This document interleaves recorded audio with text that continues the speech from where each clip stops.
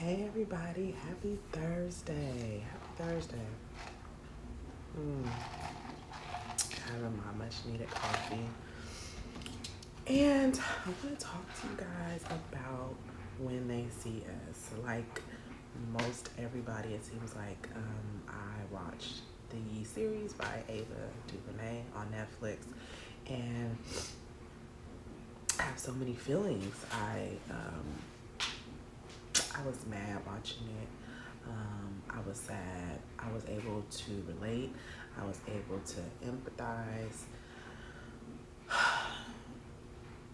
I was so many things, you know. So my thoughts are, first of all, shout out to Ava DuVernay for creating this film and for placing a name and a story to these boys, because unlike so many of us, we heard about this story so many years ago. In the media, you always heard Central Park 5, Central Park 5, Central Park 5, but I never remember their names or any real details, you know. So this really was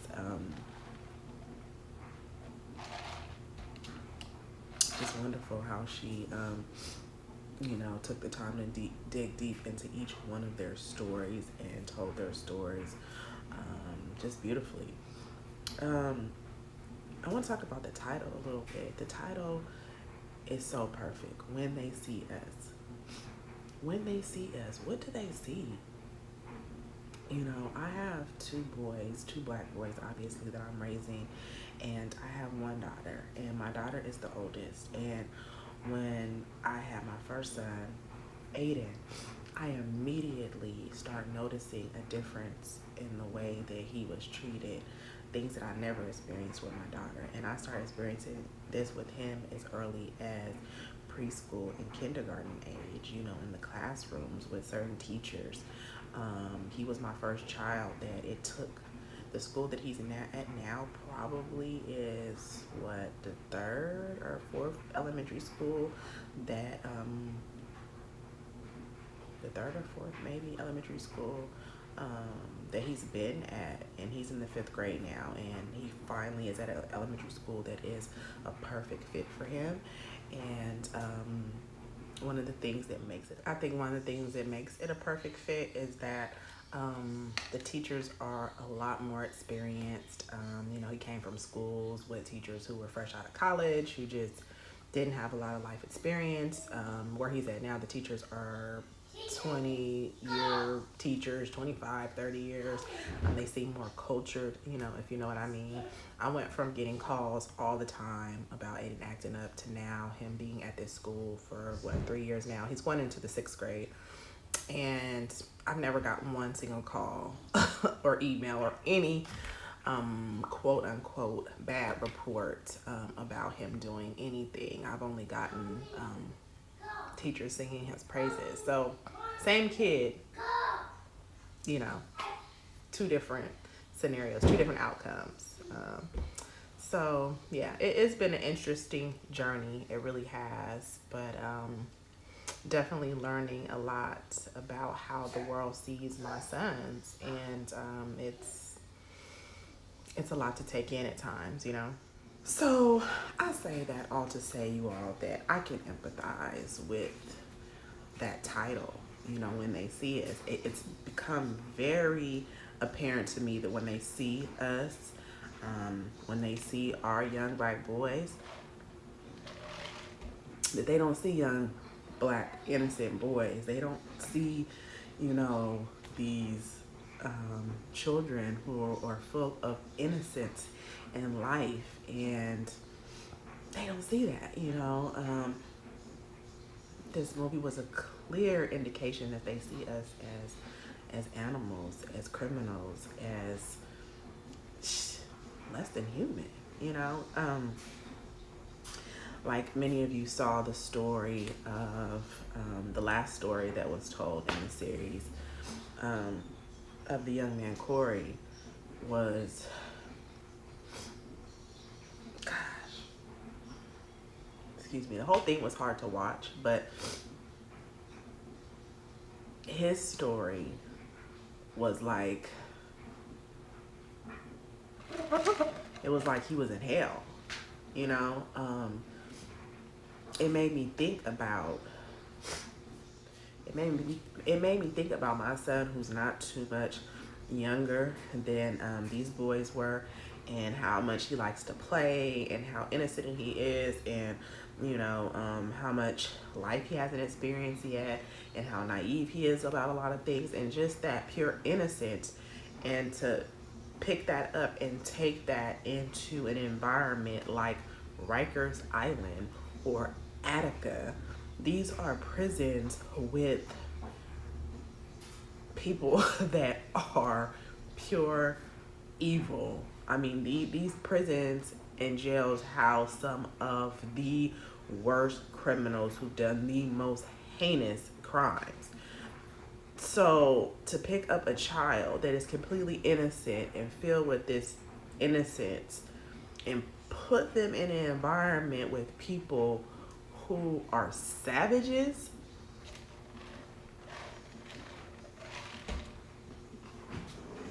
blew my mind. Blew my mind. And when we look at the man who actually did the crime, when he finally came forward and confessed, and the things that he confessed to, those are the type of animals that these children were surrounded by. People who were genuinely sick, who were genuinely just murderers, rapists, and, thought nothing about it. They put this child in that environment, and these children were labeled as rapists. And if you guys know anything about prison culture, rapists and child molesters, they get it. Okay, you throw them in the prison and they gonna get it. So these young children, especially Corey, was put in an environment where he was assaulted repeatedly, and whew, I know only God was with him during those times. The next thing I want to touch on is accountability. Accountability is something that I've been stressing to myself, been stressing really hard to my children. We have to be accountable for our actions and our decisions. And when things go wrong in life, we have to learn how to own our part in it, and admit when we're wrong, and apologize when needed, and ask for forgiveness when needed. And it just blows my mind that the people involved in this case who made such an error, such a mistake, such an error in judgment, cannot hold themselves accountable to at least say, I fucked up. I fucked up to the 10th degree, and can you somehow please forgive me?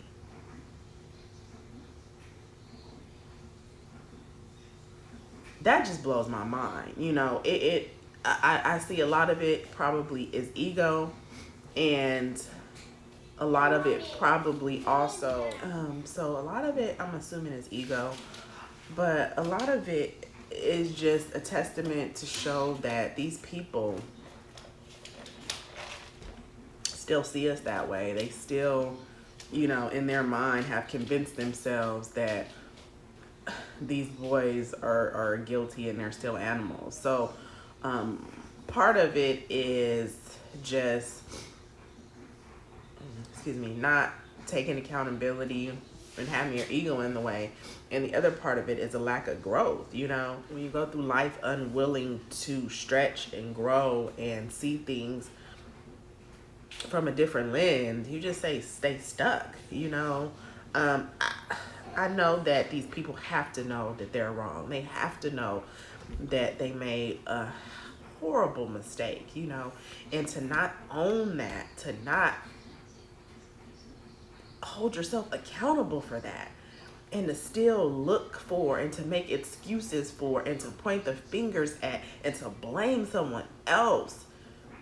It's just a huge character flaw. And that's the one thing in life that I'm really striving not to do, and I really want my children to learn not to do. I talk to them almost daily about whatever situation that they find themselves in. They come to me and they complain about it. Well, I didn't do this, mom, or this person did this. What was your role in it? What can you change? Because that's the only thing that you have control of. What could you have done differently? What could you have said differently?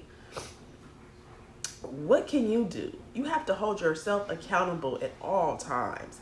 And I just, it pissed me off to see, after all this has been said and done, these people involved still could not say, wow, we really fucked up. You know, of course, the city, relinquished a settlement between the boys, but no amount of money in the world can pay for what they went through, and I know I can't really speak for them, but I can assume that those involved, if they would just own their mistake, that would probably do so much more for them, healing wise. So anyways, those are my thoughts, you guys. And if you haven't seen When They See Us, I really urge you to watch it. And I will talk to you later. Peace out. Bye.